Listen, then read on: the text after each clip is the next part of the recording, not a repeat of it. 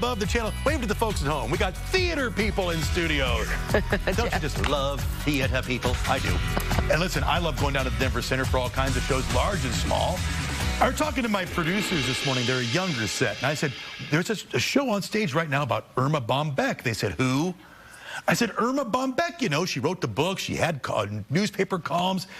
Kids today might not know who she was, but it's worth revisiting because when you get right down to it, she's more relevant now than ever. And in fact, Pam, who plays Irma, and director Mark joining me right now. Good to see both of you. Thank you for having us. We were just saying, Irma Bombeck, who was, in my memory, like 50s, 60s, 70s into the 80s. Is that right? Yes, 90s even. All, you know, through 94 probably, right? Yeah. Right. Yeah, yeah. She was on TV a lot in the latter part of that. And is it my recollection that Irma was sort of like the every woman? She was a housewife, she was a mother, and she kind of cut through all the BS and told it like it was. She was the first to really tell the truth about what it was to be back then, a housewife.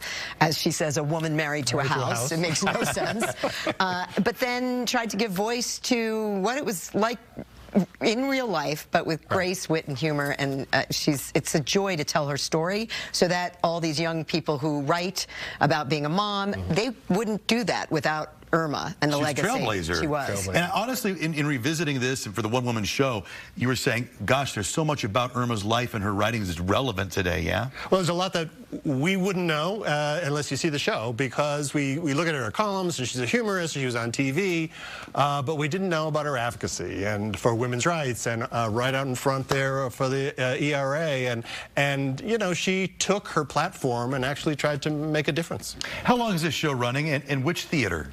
So we're at the Garner Galleria, so you Great can drink space. In the theater. You can drink. So Irma fun. would approve. Bring your husbands, because you know your partners of all kinds.